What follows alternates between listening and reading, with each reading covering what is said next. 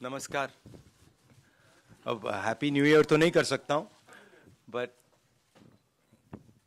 Advance में आपको happy new year.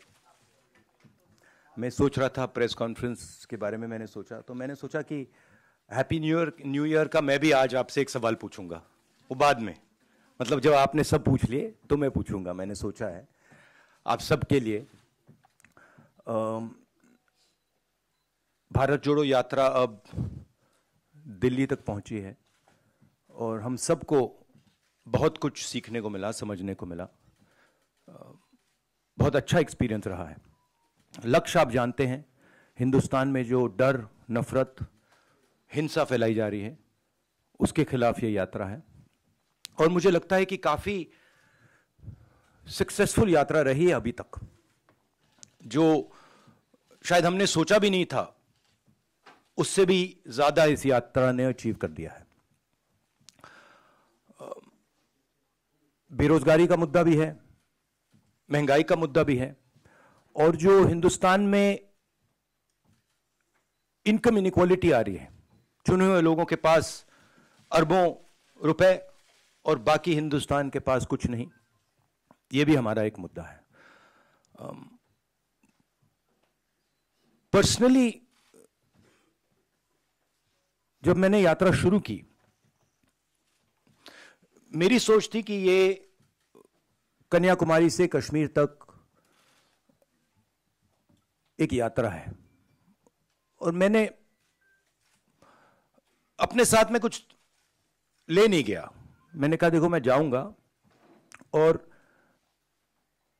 मैं एक्सपीरियंस करूंगा, मैं कोई मतलब प्री कंसीव्ड नोशन नहीं ले जाऊंगा। तो शुरुआत ये थी कि शुरुआत में लगा कि भाई देखो हम पैदल चल रहे हैं, मगर फिर आस्ते आस्ते पता लगने लगा कि एक्चुअली ये जो यात्रा है, जिसको मैंने नदी भी कहा है, ये एक जीवित चीज है, इसकी एक आवाज है, इसकी भावनाएं हैं, फीलिंग्स हैं, और ये एक प्रकार से हिंदुस्तान की भावनाएं हैं, फीलिंग्स हैं। तो ये यात्रा हमें ये चीजें बता रही है। तो मुझे एज ए इंडिविजुअल काफी सीखने को मिला और मैं सबको धन्यवाद करना चाहता हूं जो भी हमारे साथ आए। आप लोग में से बहुत लोग आए और खासतौर से जो हमारे ऊपर आक्रमण करते हैं, मेरे जो आरएसएस के, बीजेपी के मित्र हैं, उनको भी मैं धन्यवाद करना चाहता हूं, क्योंकि एक्चुअली हो क्या रहा है, जितना वो आक्रमण करते हैं उतनी हमको अपनी पोजीशन इंप्रूव करने का मौका मिलता है। तो मैं चाहता हूं, और मैं सीरियसली बोल रहा हूं, मैं चाहता हूं कि वो थोड़ा और जोरों से करें और अग्रेसिवली करें, तो कांग्रेस पार्टी को और हमें मतलब अपनी जो आइडियोलॉजी है वो अच्छी तरह समझ आए। एक प्रकार से मैं उनको अपना गुरु मानता हूं कि वो मुझे रास्ता दिखा रहे हैं कि क्या नहीं करना चाहिए, रिएक्ट कैसे करना चाहिए, और अच्छी ट्रेनिंग दे रहे हैं मुझे, तो उनका भी मैं धन्यवाद करना चाहता हूं। Thank you. Thank you. Jagran से संजय मिश्रा। राहुल जी, आपने ये यात्रा अभी तक जो अचीव की बहुत सफल रही। विपक्षी एकता जो इस समय दिखाई दे रही है, उस लिहाज से यात्रा को बहुत सफल शायद नहीं माना जाएगा, क्योंकि कई लोग आने से हिचक रहे हैं। आप इस बारे में क्या कहेंगे? नहीं, देखिए, जैसे मैंने कहा, मेरे लिए, जैसे कल मैं किसी से बात कर रहा था, उन्होंने मुझसे पूछा कि देखो यात्रा के बाद क्या होगा, हमें प्लानिंग करनी है कि यात्रा के बाद क्या करेंगे। काफी लोगों ने कहा है ईस्ट वेस्ट यात्रा, कोई और कुछ और कह रहे हैं, और मैंने उनको जवाब दिया, देखिए ये जो हमारी यात्रा है, ये हमें कुछ बताने की कोशिश कर रही है, ये हमें कुछ बोल रही है, और अगर हम उसको सुने बिना कुछ और काम करना शुरू कर दें कि भैया देखो यात्रा के बाद क्या होगा, तो एक प्रकार से ये जो हिंदुस्तान की आवाज है उसका अपमान है। तो मैं वो नहीं करना चाहता हूं। रही बात विपक्ष की, मैं जानता हूं कि विपक्ष के नेता सारे के सारे हमारे साथ खड़े हैं, और वो मतलब वो क्लियरली हमें मालूम है। बट आज के हिंदुस्तान में कंपल्शंस भी होते हैं, पॉलिटिकल कंपल्शंस होते हैं, दूसरे कंपल्शंस होते हैं। तो मैं उस पर कमेंट नहीं करना चाहता हूं कि क्यों आ रहे हैं, क्यों नहीं आ रहा है, कौन आ रहा है, कौन नहीं आ रहा। बस मैं ये कहना चाहता हूं कि भारत जोड़ो यात्रा के दरवाजे जो भी भारत को जोड़ना चाहता है उसके लिए खुले हैं, किसी को हम रोकने वाले नहीं हैं। दूसरी बात, विचारधारा में सिमिलैरिटीज होती हैं। देखिए, नफरत और हिंसा और मोहब्बत में सिमिलैरिटी नहीं होती है, डायमेट्रिकली ऑपोजिट चीजें हैं। मगर बहुत सारे लोग हैं, और उसमें से अखिलेश जी हैं, मायावती जी हैं, बहुत सारे लोग हैं जो मोहब्बत का हिंदुस्तान चाहते हैं, मैं जानता हूं, नफरत का हिंदुस्तान नहीं चाहते हैं। तो रिश्ता तो है उनके साथ, आइडियोलॉजिकल रिश्ता और भारत जोड़ने का और नफरत को मिटाने का रिश्ता है। आज तक से सुप्रिया।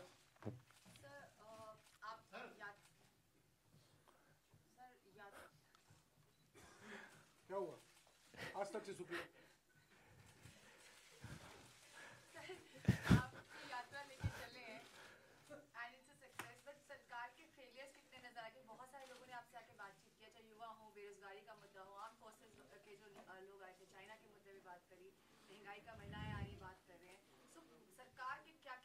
आपको मेजर जो है नजर आ रहे हैं इस पूरी यात्रा के दौरान? आपने मतलब 6-7 क्वेश्चन एक क्वेश्चन में पूछ लिया। देखिए, सबसे पहले मेरा लक्ष्य हिंदुस्तान को एक ऑल्टरनेटिव विजन देने का है, ऑल्टरनेटिव दृष्टिकोण देने का है, एक नया तरीका देने का है। सरकार की कमियां हैं, उसमें मैं आपको बता सकता हूं, बेरोजगारी, इकोनॉमिक मिसमैनेजमेंट, नोटबंदी, गलत जीएसटी, चाइना, ये कमियां हैं, गलतियां की हैं। मगर मेरी अप्रोच यात्रा के साथ यह है कि हम हिंदुस्तान को एक सोचने का, जीने का नया तरीका देने की कोशिश कर रहे हैं। तो अगर आप डिटेल्स चाहते हैं तो आप मुझसे पूछिए, चाइना के बारे में पूछिए, शायद आप वो ना पूछें, पता नहीं, बाकी चीजों के बारे में पूछ सकते हैं, बट ब्रॉडली ये है। पीटीआई भाषा से अनवरुल हक।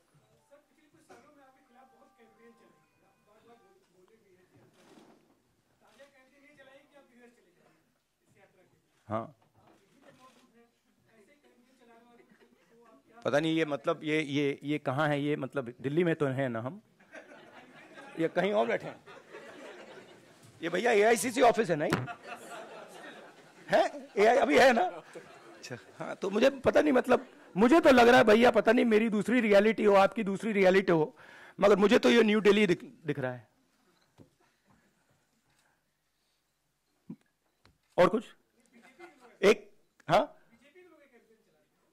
नहीं, वो तो बहुत कैंपेन चलाते हैं, उनके पास पैसे की कोई कमी नहीं है, कैंपेन ही कैंपेन चलाते रहते हैं।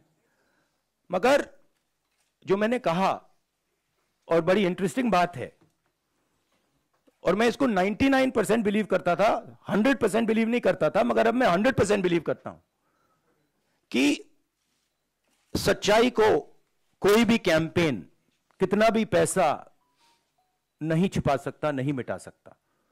तो ये मेरे लिए बहुत मतलब इंटरेस्टिंग ऑब्जर्वेशन है। टीवी 18 से रवि सिसोदिया। और जैसे मैंने कहा, अभी कितने लगाए होंगे, 5-6 हजार करोड़ लगा दिए होंगे, थोड़े और लगाइए, कमी नहीं है पैसे की, डालिए और थोड़ा डालिए, लगाइए, कुछ असर नहीं पड़ता है।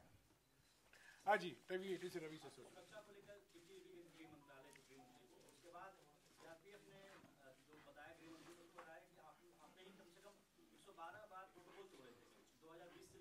हाँ,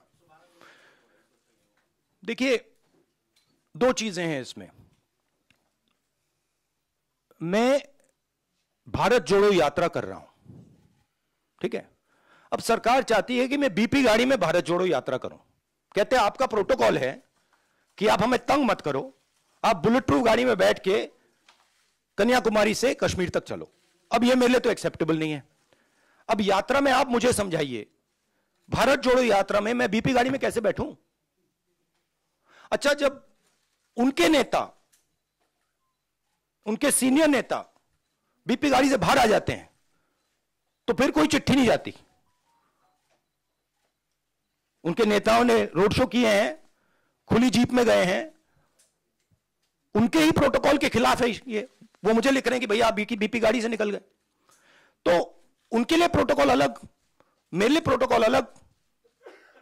और सारे सीआरपीएफ के लोग जानते हैं, सीनियर्स जानते हैं कि मेरी सिक्योरिटी के लिए क्या करना है। और हमारी सिक्योरिटी बीपी गाड़ी में, मतलब मैं कैसे चलूं आप बता दो मुझे। चला ही नहीं जा सकता है, भारत जोड़ो यात्रा में पैदल जाना है। तो ये तो मतलब पता नहीं है, शायद केस बना रहे हैं कि राहुल गांधी मतलब अपनी सिक्योरिटी तोड़ता रहता है, केस बना रहे हैं। ठीक है, बनाइए। दैनिक भास्कर से अनिरुद्ध।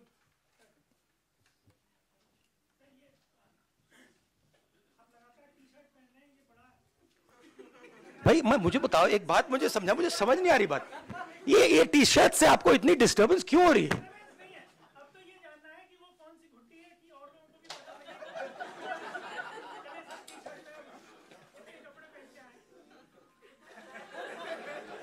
मतलब एक भी यहां टी शर्ट में नहीं बैठा है।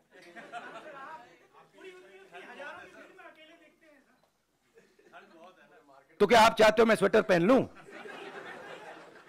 मतलब इससे इतनी डिस्टर्बेंस क्यों नहीं है लोगों को? अच्छा, तो मैं ऐसे करूंगा, यात्रा के बाद मैं वीडियो बनाऊंगा कि टी शर्ट में कैसे चला जाता है और ठंड को कैसे कन्फ्रंट किया जाता है। बना दूंगा आपके लिए। शुक्रिया राहुल जी। रवि त्रिपाठी। हाँ, but what is your question?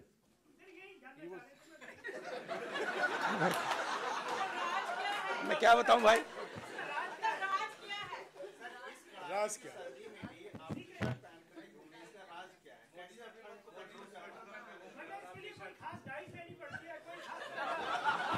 गुरुजी, ये आपने स्वेटर क्यों पहन रखा है? नहीं, इसका कारण ये नहीं है। इसका कारण ये है कि आप सर्दी से डरते हो। इसका कारण नहीं है कि सर्दी है, आप सर्दी से डरते हो। मैं सर्दी से डरता नहीं हूं, सीधी सी बात है। No supplementary please. हो गया। नहीं, कहने दीजिए। न्यू ईयर अब देखिए ना, अब देखिए मोदी जी के प्रेस कॉन्फ्रेंस तो होते नहीं, तो मैं उनके भी 2-3 क्वेश्चन सप्लीमेंट्रीज आपको दे देता हूं।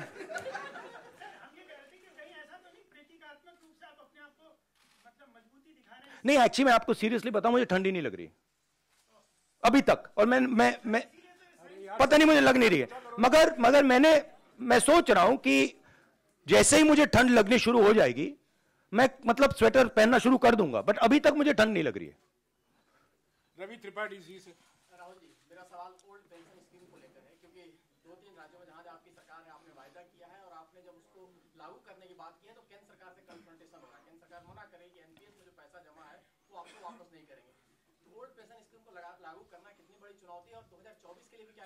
नहीं, हमारा जो स्ट्रक्चर है, जो सिस्टम है, उसमें हमारे जो स्टेट्स हैं वो इंडिविजुअल डिसीजंस लेते हैं, हम उनको इंडिपेंडेंस देते हैं। तो अब तो मैं कांग्रेस प्रेसिडेंट भी नहीं हूं, तो यह सवाल आपको खारगे जी से पूछना होगा कि नेशनल लेवल पे कांग्रेस पार्टी की पेंशन स्कीम पे क्या स्ट्रैटेजी है। मगर जनरली कांग्रेस पार्टी का स्ट्रक्चर है कि भाई अगर राजस्थान करना चाहता है और हरियाणा, हिमाचल करना चाहता है तो उनको करने दो। हम वीटो पावर मेंटेन करते हैं कि अगर बिल्कुल कुछ गलत कर रहे हैं तो फिर हम उसको चेक करते हैं, बट नॉर्मली हम इंडिपेंडेंटली करने देते हैं। केंद्र सरकार पैसा देने से मना करेगी। भैया वो तो आप मोदी जी से पूछिए ना, उनके भी सवाल मुझे। ओके, ट्रिब्यून से आदित्य टंडन।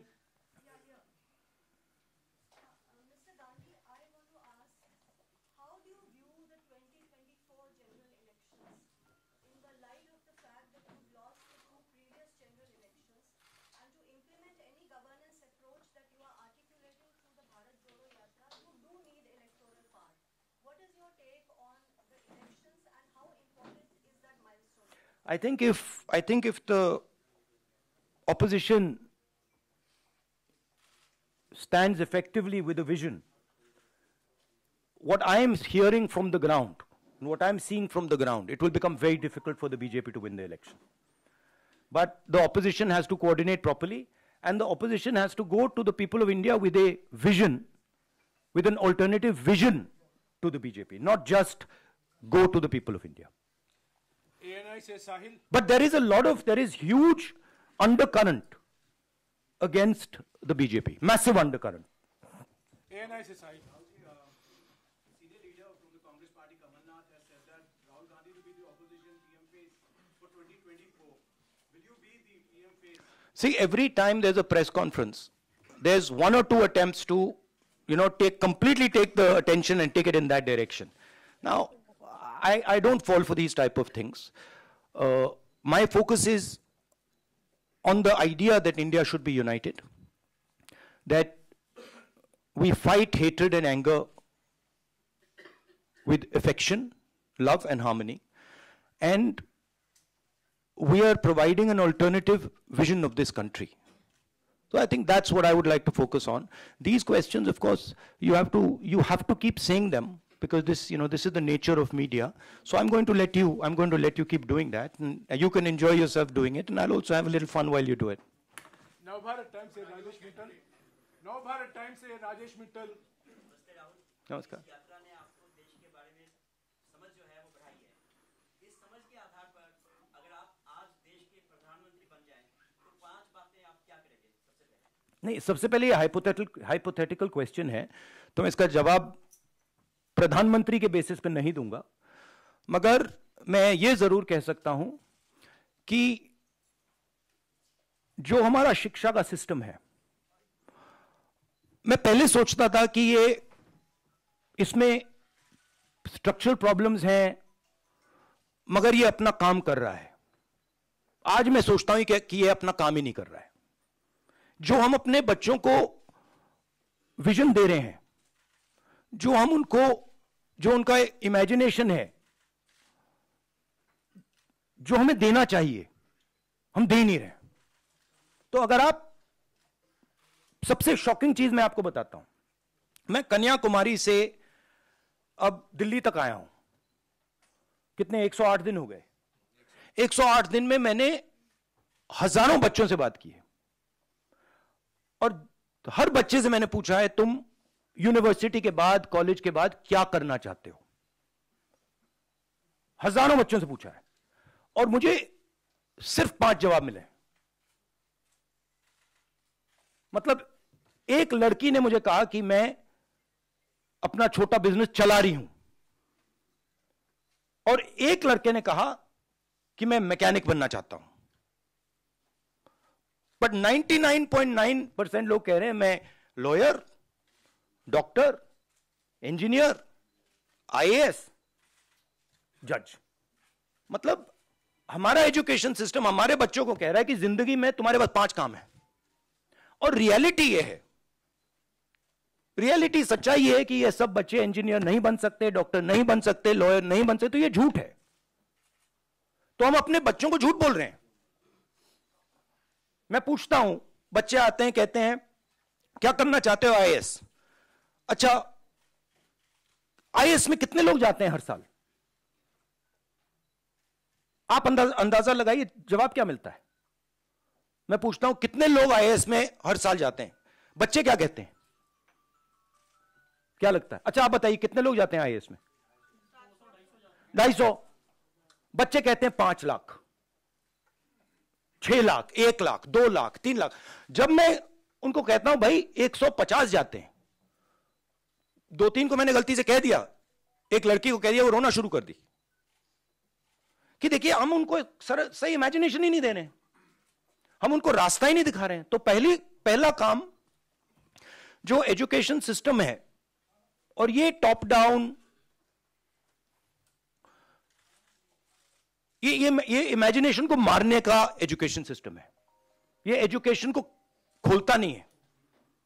तो सबसे बड़ा काम, और ये शायद 2-3-4 साल में नहीं होगा, मगर डायरेक्शन ये होना चाहिए. और जो न्यू एजुकेशन पॉलिसी वो तो बिल्कुल दूसरे डायरेक्शन में जा रही है। तो पहली ये बात है। दूसरी बात, ये खुले तरीके से बोल दूं तो ये रेंट सीकिंग नेशन है, इसे प्रोडक्शन नेशन बनना चाहिए। फर्क है। ये जो देश है, जो प्रोड्यूसर है, जो प्रोडक्शन करता है, जो जिसके पास स्किल है, चाहे वो किसान हो, चाहे वो मैकेनिक हो, चाहे वो बढ़ई हो, मोची हो, नाई हो, जो भी हो, जिसके पास स्किल है, सबसे पहले उसकी मदद नहीं करते हैं। और दूसरी बात, उसकी स्किल को डिस्ट्रॉय करने की कोशिश करते हैं। और उसको मतलब जो उसकी स्ट्रेंथ है उसको मार मार के उससे निकाल देते हैं। और बिना स्किल की रिस्पेक्ट किए यह देश कभी अपने युवाओं को रोजगार नहीं दे सकता है। सिंपल बात है। तो दूसरी चीज यह है। तीसरी चीज है कि, और ये मैं थोड़ा जो बॉर्डर पे हो रहा है उसके बारे में कहना चाहता हूं। जो देश में हिंसा है, नफरत है, केओस सा है, इसका असर, इसका इफेक्ट दूसरे देश देखते हैं और उसका फायदा उठाते हैं। हमारी जो कंफ्यूज्ड फॉरेन पॉलिसी है, जो एक प्रकार से event based non strategic foreign policy है, उससे हिंदुस्तान को जबरदस्त नुकसान हो रहा है और बहुत भारी चोट लगेगी। और मैं इसको दोहराता जाता हूं मगर कोई सुनता नहीं है। जैसे मैं कोविड के समय दोहरा रहा था कि भाई प्रॉब्लम आ रही है, कोई सुनता नहीं है। तो ये भी बहुत जरूरी चीज है।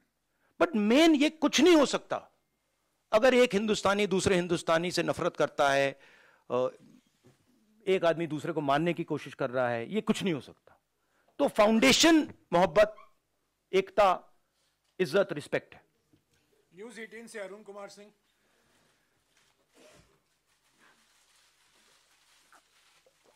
अलाउड। राहुल, जब आप यहाँ से गए थे ये करने के लिए भारत जोड़ो यात्रा, तो विपक्ष को छोड़ दीजिए, आप ही की पार्टी के नेता, आप ही की पार्टी के लोगों को भरोसा ये नहीं था कि आप ये यात्रा पूरी कर पाएंगे और कई सवाल इनके ही मन में था। और अब जब यात्रा आपका सवाल पूछिए, उनके सवाल मत पूछिए। आपका सवाल, ये सवाल ही है। हाँ, आपका संक्षिप्त में इतना कितना कितना छोटा कर दो, सीधा पूछिए ना, सीधा ही पूछना है। तो उसमें क्या है कि अब जब आप यात्रा कर चुके तो कई लोग ये कहते हैं कि वो राहुल नहीं है, ये बदलने वाले राहुल है, इतनी आसानी से इनको नहीं समझा सकते। अब कुछ चेंज आप अपने आप में ही देख रहे हैं समझने में, लोगों से बातचीत करने के बाद, कि अब फैसले लेने या बात करने का अंदाज आपका एकदम अलग है, जुदा हो गया है, कुछ अंतर है? देखिए, अंतर तो इस प्रेस कॉन्फ्रेंस के बाद भी आएगा। अंतर तो व्यक्ति में कंटिन्यूअस होता है, नॉन स्टॉप होता है, तो वो तो है। बट जो मेरी फाउंडेशन है, जो नींव है, उसमें मुझे कोई चेंज नहीं दिखा। उसमें वो फाउंडेशन मेरी वही है। जरूर मैं मतलब बहुत कुछ सीखा हूं और हर रोज सीखता हूं, और सिर्फ यात्रा से नहीं, हर इंटरैक्शन में से मैं सीखने की कोशिश करता हूं। तो एवोल्यूशन तो होता रहता है, मगर जो फाउंडिंग प्रिंसिपल्स हैं कि वो उसमें इतनी चेंज नहीं है। वो मैं ये कह सकता हूं वो और भी स्ट्रांग हो गए हैं, वो कह सकता हूं, बट उसमें इतनी चेंज नहीं आई है।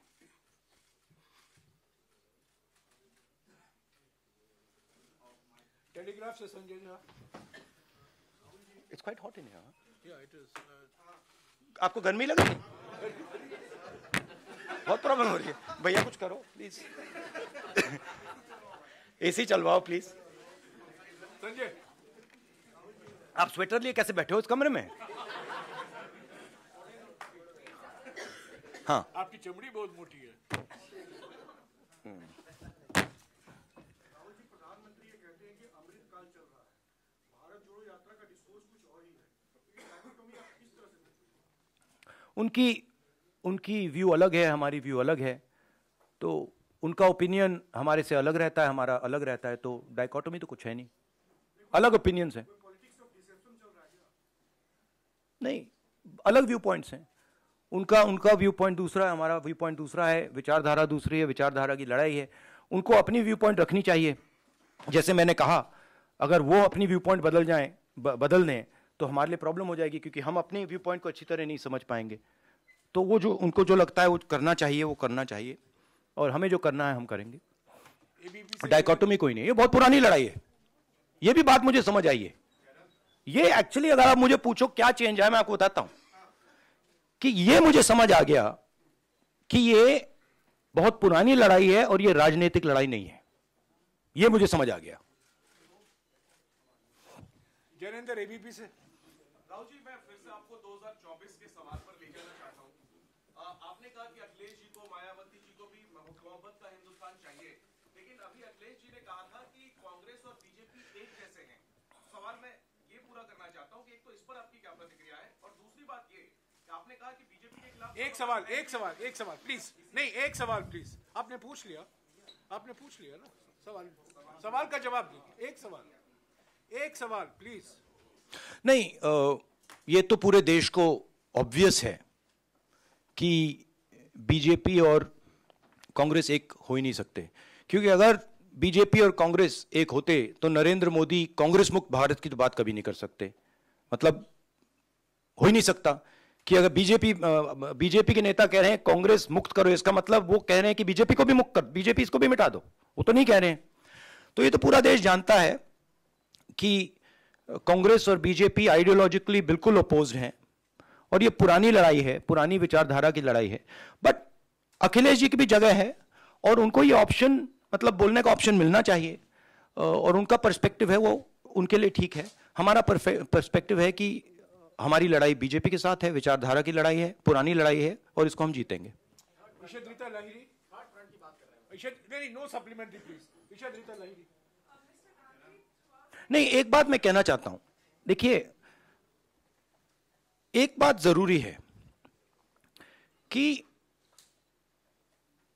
ये आइडिया, अब ये टैक्टिकल पॉलिटिकल फाइट नहीं रही।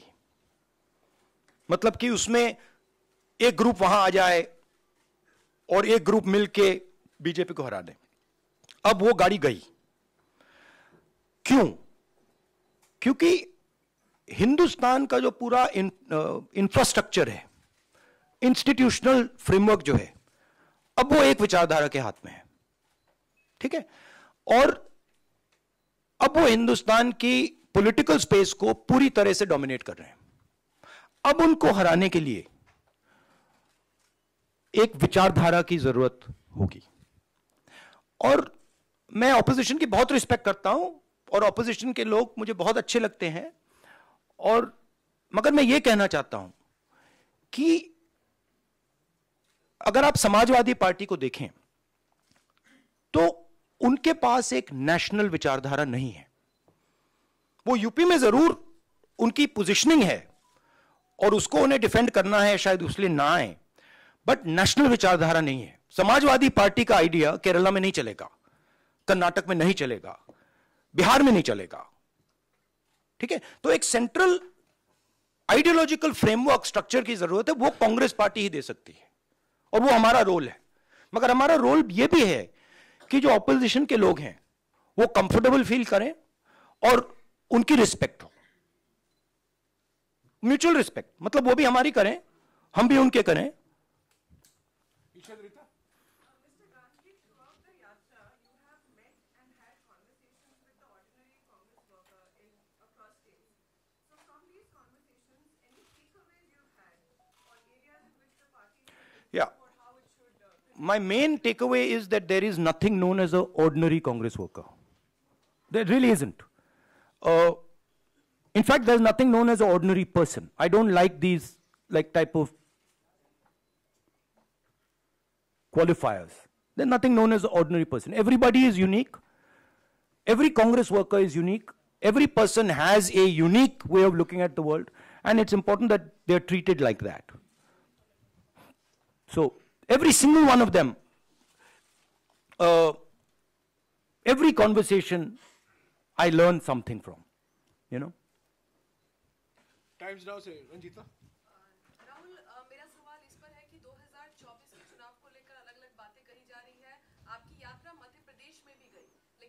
प्रदेश के एक विधायक है लक्ष्मण सिंह, वो कह रहे हैं कि मध्य प्रदेश में जो यात्रा गई उसका फायदा आने वाले मध्य प्रदेश चुनाव में हमें नहीं होगा, क्योंकि जो इंटरनल सर्वे आया है उसमें विपक्ष में ही मध्य प्रदेश में कांग्रेस दिख रही है। कांग्रेस, मैं आपको एक बात लिख के दे देता हूं अभी, कांग्रेस मध्य प्रदेश के चुनाव को स्वीप करेगी, बीजेपी वहां दिखाई नहीं देगी। मैं आपको गारंटी करके, आप लिख लो और उस समय मुझे बता देना। मतलब अगर आप मुझे, कोई क्वेश्चन नहीं है कि वहां पे बीजेपी मतलब दिखाई नहीं देगी, क्योंकि वहां पे तो मैंने सोचा था कि महाराष्ट्र में, मतलब मैंने जो वहां कहा कि महाराष्ट्र में बहुत अच्छा रिस्पांस मिला, मध्य प्रदेश में तो टोटल अंडरकरंट था, मतलब तूफान आया हुआ है वहां पे। मध्य प्रदेश में हर व्यक्ति जानता है कि बीजेपी ने सरकार को चोरी करके पैसा देके बनाया है, तो पूरा पूरा प्रदेश गुस्से में है।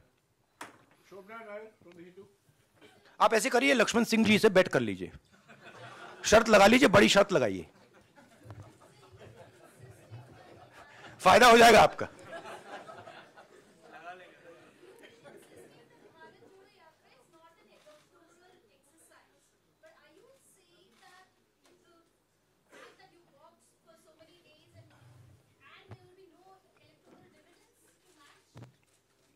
No, I'm not saying that. You're saying that. No, I'm asking. No, I'm not saying that at all.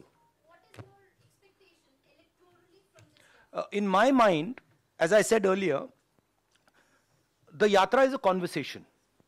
And I don't think it's fair for me to make any comments before that conversation is over. I can answer such questions the day the flag is hoisted in Srinagar, and the conversation, at least this phase of the conversation is over. I can then probably answer your questions, this type of a question. I don't want to take the yatra, and demean it by making it about something that it's not. Manoj from Indian Express. Just now, you said, really going to the people without a credible alternative vision will not help the opposition. So what is the big idea or a series of ideas that you are putting forward? Because there seems to be a realization that, merely criticizing, even if robust, merely criticizing the government is not enough. So what is the series of ideas that you're putting forward? No, I outlined it right now, right? Number one, making India a production nation, which means that respecting skills and moving the mindset from one of GDP growth to GDP growth plus employment plus production plus exports, etc., etc., etc. That's the first thing. The second thing is, which is very important for the future and is important if you want to build a production nation, is giving our children an imagination. Telling them that, look, if you want to become, it's a strange question, but why is it that out of lakhs and lakhs of people I've met, thousands and thousands of children I have met, nobody said, I want to be a pilot. Nobody said, I want to be an astronaut. Nobody said, I want to be India's best singer. Why? Because our system is saying to them that these are all dead ends. Right? But if you look at countries that produce, and I gave this example to kids. If you look at company like Honda, company like Toyota, the people who founded these companies were mechanics.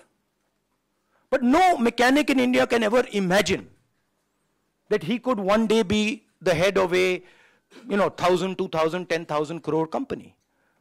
Now if you want to produce, that has to change. So we have to give him the structures that will allow him to do that will allow his imagination to do that. Right? And then the final thing is, we can see what is going on in the planet. We can see the turmoil that is taking place. And I am absolutely convinced that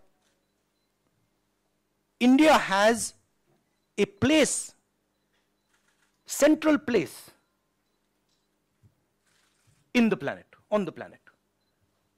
Right? And I don't view it so much as, look, India is. We are powerful. But we were not that powerful 70 years ago, 80 years ago, 90 years ago. But we had a vision. Right? When Mahatma Gandhi, for example, was speaking about the Indian freedom movement, people in the United States, people in the Soviet Union, everywhere were listening to him. Why? Because there is something very powerful called Indian values, Indian philosophies, Indian thinking. And that's actually our strength. And we're destroying it. So when we make one Indian fight with another, when we are not harmonious, when a foreigner comes to India and he feels terrified that something might happen to him, we are attacking our own system. So these are the type of things that would be part of an alternative vision. Also, by the way, I don't see why only 2 or 3 or 4 people should benefit from the wealth of this country. I just don't understand it. Right? So, a sense of equality. There is a place for large business, I absolutely agree, and they have a central role in India in its future. But it cannot be that there are 2 or 3 business people who run this country. It just cannot be. TV9 से कुमार विक्रांत। राहुल जी, आपकी भारत जोड़ो यात्रा उत्तर प्रदेश जा रही है और वहां पर भारतीय जनता पार्टी के सांसद वरुण गांधी वही भाषा बोल रहे हैं जो भाषा आप बोल रहे हैं, जो भाजपा के नेता नहीं बोलते। क्या वरुण गांधी के लिए कांग्रेस पार्टी में जगह है? क्या वरुण गांधी को आप चाहेंगे वो भारत जोड़ो? ये आपको हमारे जो कांग्रेस प्रेसिडेंट है, ये सवाल आपको उनसे पूछना पड़ेगा। स्वागत किसी का भी है, बट वो बीजेपी के हैं तो उनका वहां पे प्रॉब्लम तो होगा।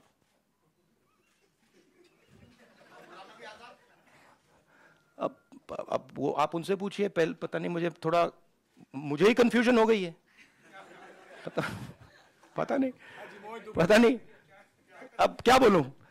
कांग्रेस के मतलब सीनियर नेता हैं, बट मुझे कंफ्यूज कर दिया कि मतलब कभी बाहर, कभी अंदर, कभी बाहर, कभी अंदर, कभी अंदर, कभी बाहर, पता नहीं मुझे।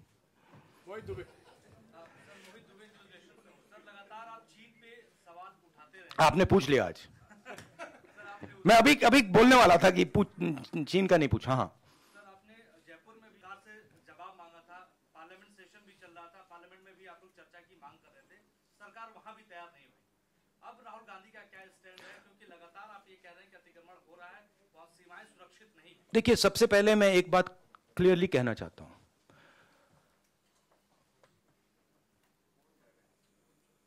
मैं शहीद परिवार का हूं। मेरे पिता शहीद हुए और मेरी दादी शहीद हुई।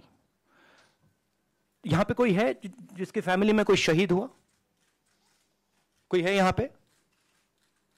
आप हैं? हाँ, आपके ब्रदर। तो आपको मालूम है कि कैसी चोट लगती है, क्या फीलिंग आती है। ठीक है, तो मैं समझता हूं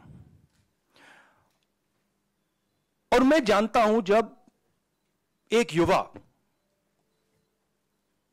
अपनी जान देने के लिए खड़ा होता है और जब वो शहीद होता है तो उसके परिवार को क्या होता है, मैं जानता हूं, समझता हूं। और बीजेपी की टॉप लीडरशिप में कोई नहीं है जो समझता है। ये मतलब अच्छी बात, खराब बात नहीं है, बट रियलिटी है कि उनके परिवार में कोई उनके पिता या उनकी दादी शहीद नहीं हुए। तो मैं बहुत क्लियरली समझता हूं और मैं ये भी चाहता हूं, मेरी जनरल अप्रोच ये है कि मैं चाहता हूं हमारा एक भी सिपाही किसी भी फोर्स का ना शहीद हो। यह मेरी स्टार्टिंग पोजीशन है कि मतलब मैं ये नहीं चाहता हूं कि हम इस चीज को कैजुअली लें कि हम सेना को राजनीतिक फायदे के लिए यूज करने हैं और उसका नुकसान हमारे जवानों को, उनके परिवारों को हो। तो ये मेरे लिए बिल्कुल मतलब सैक्रोसेंट है, मैं ये नहीं करना चाहता हूं। ठीक है, मगर और जो मैं समझता हूं जो बॉर्डर पे हमारे जवान आज खड़े हैं, आप मेरी टी शर्ट की बात कर रहे हो, मगर मैं जानता हूं वहां आज खड़े हैं सियाचिन में, उधर हिमालय पे। मैं जानता हूं कि उनको क्या डिफिकल्टीज सामना करनी पड़ती है और मैं उनसे प्यार करता हूं, हर सोल्जर से। और मैं चाहता हूं कि उनको कुछ ना लगे, चोट ना लगे। जब नेशनल लेवल की लीडरशिप स्ट्रेटेजिकली काम नहीं करती है, इंटरनेशनल रिलेशंस में, जियोपॉलिटिक्स में एकदम रिस्पॉन्स आता है। और हमारी सरकार ने जो चाइना का मामला है उसको कंप्लीटली मिसहैंडल कर दिया है, ठीक है।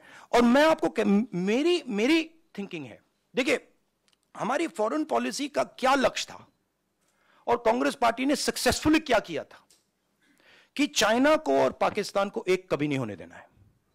यह सेंट्रल हमारा कॉन्सेप्ट था, ठीक है। और यह काम हमने बहुत सक्सेसफुली किया,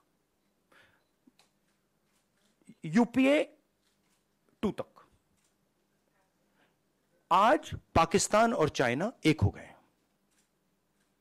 और यह कोई मामूली बात नहीं है, यह बहुत गहरी बात है, यह डेंजरस बात है, ठीक है। और ये क्यों हुए हैं? क्योंकि हमारी सरकार ने मिसहैंडल किया है, हमारी सरकार ने फॉरेन पॉलिसी को मिसहैंडल कर दिया है, और जो ब्रॉड स्ट्रक्चर है फॉरेन पॉलिसी का उसको वो समझे नहीं, ठीक है। अब मैं कह रहा हूं कि ये दो एक हो गए हैं, अब रिस्क है, और कहीं ना कहीं ये कुछ ना कुछ करेंगे। और पहला कदम इन्होंने ढोकलाम में लिया और दूसरा कदम इन्होंने लद्दाख में लिया। मेरे लिए, मेरी व्यू पॉइंट से ये प्रिपरेशन है। अगर नहीं है तो बहुत अच्छा, मगर मुझे लग रहा है कि ये प्रिपरेशन कर रहे हैं। और मैं सरकार को कह रहा हूं कि it is not if, it is when. Meaning अब आपको पूरी प्रिपरेशन करनी है, और उस प्रिपरेशन में 2-3 चीजों की जरूरत है। सबसे पहले आपको सेना, वायुसेना, नेवी, जो भी हमारे स्ट्रक्चर्स हैं उनकी बात सुननी है। वो क्या कह रहे हैं उनकी बात सुननी है, उसकी रिस्पेक्ट करनी है। इसका मतलब जो आप पॉलिटिकल यूज कर रहे हो उसको आपको बंद करना पड़ेगा एकदम, ठीक है। दूसरी बात, जो हमें प्रिकॉशंस लेने हैं, और वो मिलिट्री प्रिकॉशंस हैं मगर नॉन मिलिट्री प्रिकॉशंस हैं, वो आप शुरू कर दीजिए। तीसरी बात, जो बॉर्डर पे हो रहा है उसको आप छुपाइए मत, क्योंकि चाइना को मैसेज जा रहा है। देखिए, चाइना 2000 स्क्वायर किलोमीटर हमारी जमीन ले गया है।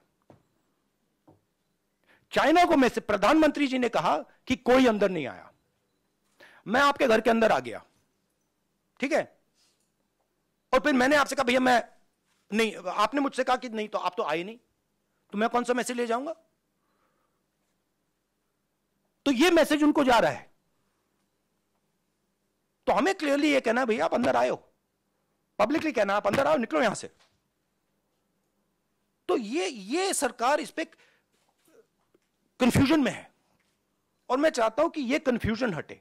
अब मेरे बारे में क्या करते हैं, जब मैं सरकार की बात करता हूं एकदम कहते हैं मैं आर्मी की बात कर रहा हूं। नहीं, मैं आर्मी की बात नहीं कर रहा हूं, मैं सरकार की बात कर रहा हूं। सरकार में और आर्मी में फर्क है। सरकार ने गलत निर्णय लिए हैं तो सरकार को आर्मी के पीछे, नेवी के पीछे, एयरफोर्स के पीछे नहीं छुपना चाहिए, यह कायरता है। और सरकार को ओनअप करना चाहिए कि हमने ये किया, ये गलती हुई, अब इसको हम ठीक कर रहे हैं और हम उनको मदद करेंगे। पूरा ऑपोजिशन, सिर्फ मैं नहीं, पूरा ऑपोजिशन सरकार को मदद करेगा। मगर बताइए तो क्या हुआ? शुक्रिया राहुल जी। आखिरी सवाल संजीव चोपड़ा। अरुणाचल में सेना पीटने वाले हो गया प्लीज।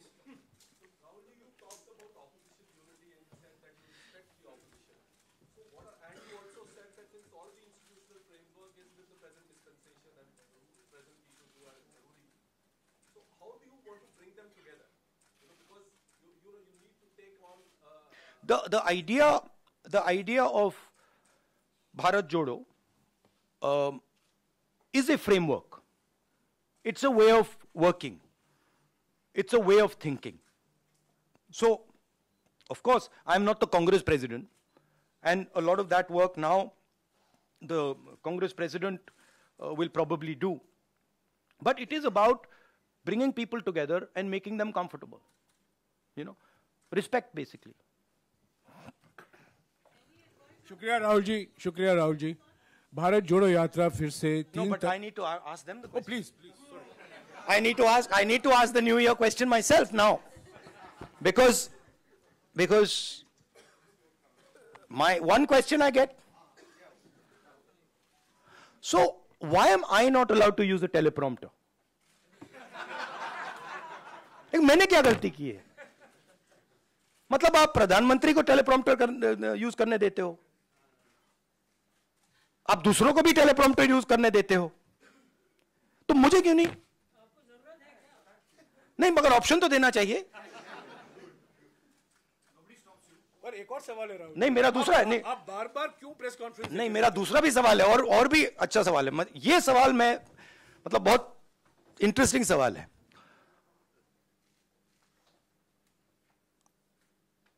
आपने वो अदानी जी को वो ऑप्शन दे दिया जो आपने प्रधानमंत्री को भी नहीं दिया,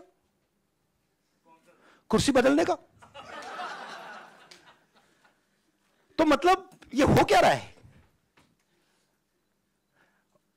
अदानी जी को टेलीप्रॉम्प्टर, कुर्सी बदलने का ऑप्शन, प्रधानमंत्री को टेलीप्रॉम्प्टर का ऑप्शन, और हमें कुछ नहीं। मतलब हमने क्या गलती कर दी? Thank you. Rahul ji happy शुक्रिया। New year.